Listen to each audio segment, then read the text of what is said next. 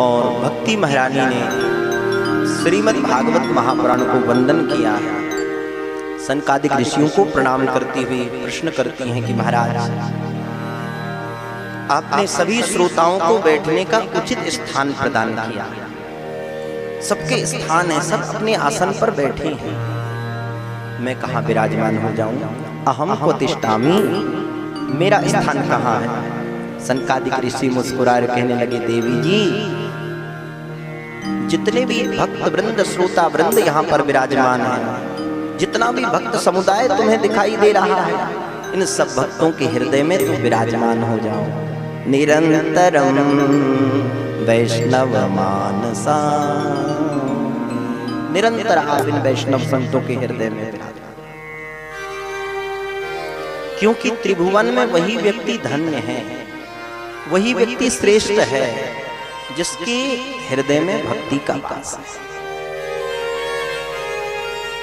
बहुत पद प्राप्त कर लेना, बहुत प्रतिष्ठा प्राप्त कर लेना, बहुत वैभव प्राप्त कर लेना, बहुत धन प्राप्त कर लेना, ये जीवन की सार्थकता नहीं है। जीवन में भक्ति जिसके नहीं है उसका जीवन अपूर्ण है। भक्ति के बिना हमारा जो शरीर है, हमारा जो तन है, इसकी शोभा नहीं।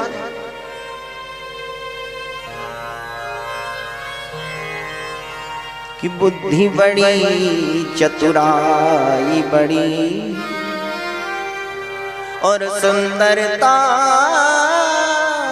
तन में प्रगति है, नाम बड़ो धन दाम बड़ो, यस कीरत हो जग में प्रगति है। कि झूमत द्वार गजेंद्र हजार, सो इंद्र से कछु नाही कमी है। तुलसी जगदीश की भक्ति बिना, जैसे सुंदर नारी की नाक कटी है।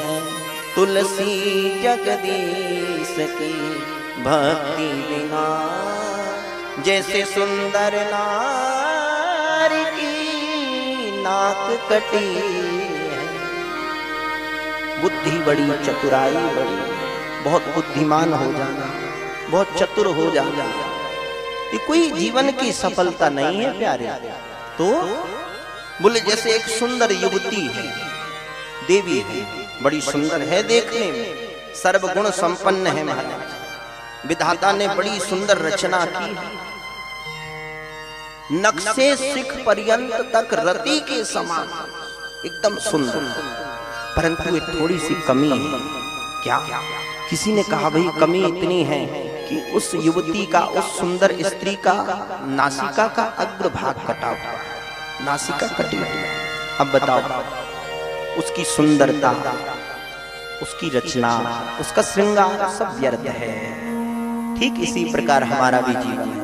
यदि हमारे जीवन में भक्ति का श्रृंगार नहीं है तो ये जीवन उसी सुंदर स्त्री के समान है जिसकी नाक कटी हुई है। प्रेम से बोलो श्री राम। नारद जी ने प्रश्न किया, गुरुदेव आज मैंने प्रत्यक्ष अपने नेत्रों से दर्शन किया कि भागवत की महात्म से, भागवत की महिमा से भक्ति की पुष्टि होती है, ज्ञान वैराग्य की वृद्धि होती है। महाराज, कोई पुण्यात्मा जीव यदि इस भागवत ग्रंथ का आश्रय ले ले और उसका कल्याण हो जाए तो कोई बड़ी बात नहीं महाराज। क्या किसी पापी व्यक्ति के पाप का प्रक्षालन भी इस भागवत संहिता से हो सकता है? इसी प्रश्न के माध्यम से पंडित आत्मदेव की कथा सुनाई, आप सब लोग जानते हैं, अनेक बार महात्मा में सुने भी। समय का ध्यान रखते हुए समास विधि से मैं कथा कहूंगा आज।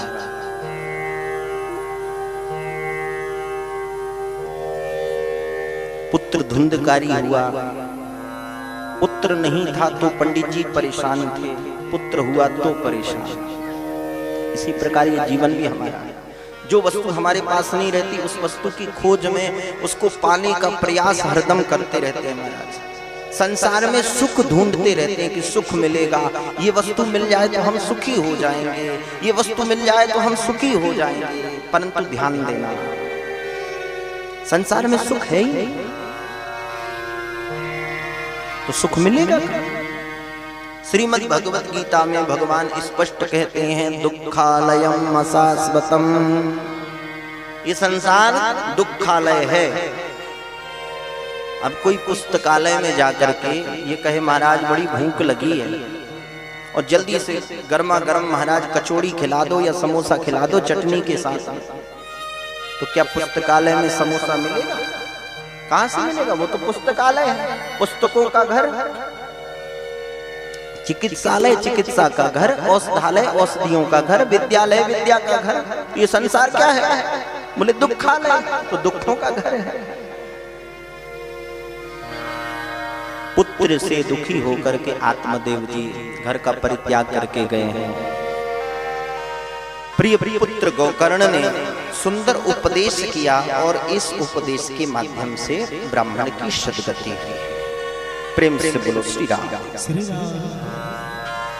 धुंधकारी मरने के बाद महान प्रेत बना महाराज, भयंकर प्रेत, क्योंकि जीवन में पाप कर्म ही थे, पुण्य तो था ही नहीं। गोकर्ण जी के माध्यम से, श्रीमद् भागवत की कथा के माध्यम से धुंधकारी का भी कल्याण हो गया। प्रेम से बोलो श्री राम।